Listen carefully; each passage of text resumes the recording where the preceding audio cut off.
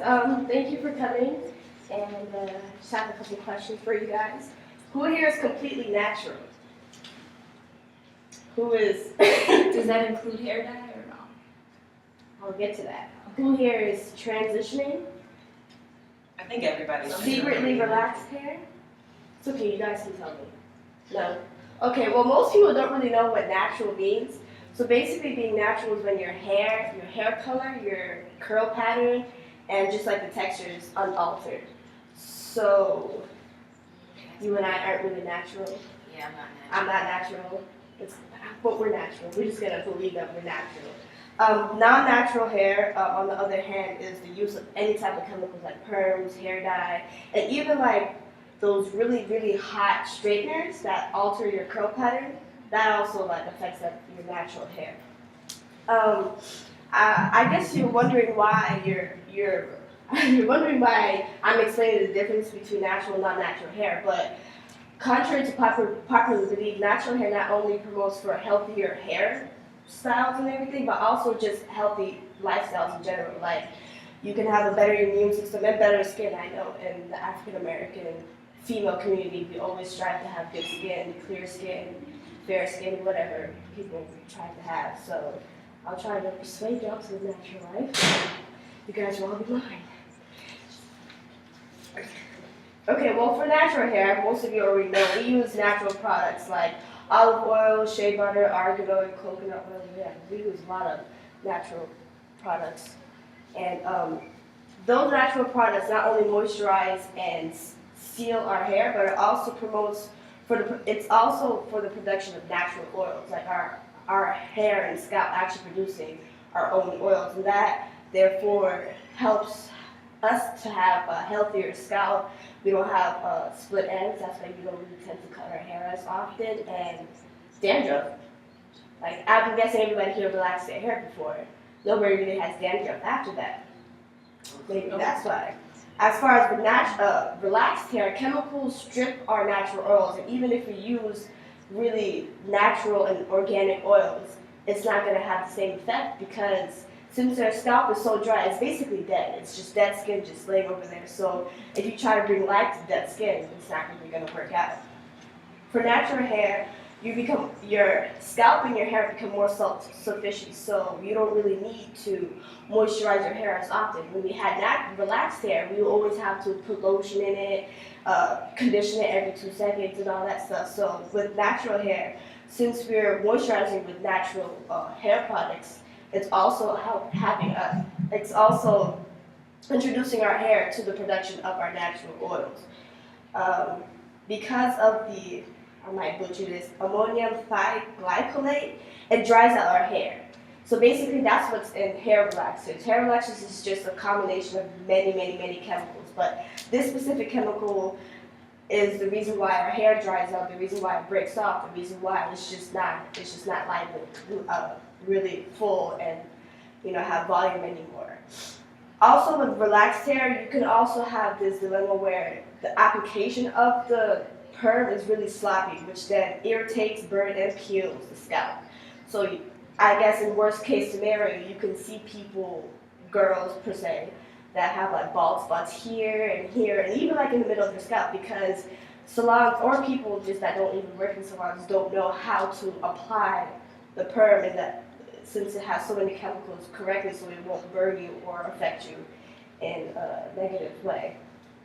Better skin. I know everybody here wants to have really great skin. I know I try to. I have sensitive skin. I'm very cautious about what I put on my skin. And ever since I became fully natural, I've noticed that my skin became way more clear and just like healthier. Am I the only one that noticed that? Mm-hmm. Yeah, it's basically because when you put stuff on your hair, the same oils go down to your face. It might not be in large amounts, but nevertheless, it goes down to your face. The olive oil, the shea butter, the coconut oil, the argan oil are all good for your skin as well. For instance, olive oil is good for acne. Some people have really bad acne problems in their 20s and even in their late teens. And since they use so much olive oil in their hair, and sometimes the acne is like here or sometimes here, it drips onto their face and just moisturizes the skin and prevents your pores from becoming clogged. And people seem to forget that your scalp is part of your skin too. When you're natural, when you're natural and you're using natural products, your scalp isn't as dry and dead as it would be if you was relaxed. So if you use the right natural oils and organic lotions and all that stuff, it also moisturizes that skin, and drips down to your face and the rest of your body.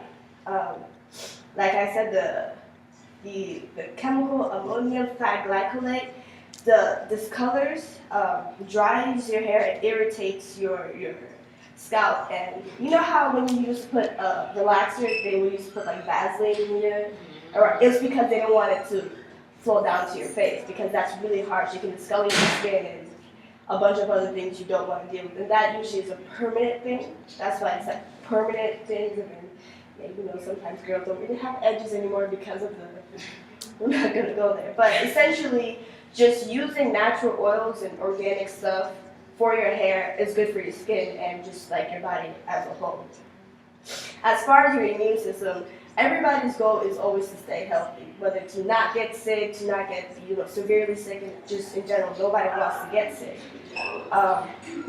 Actually, for natural hair, it allows the natural cycle of your body to process.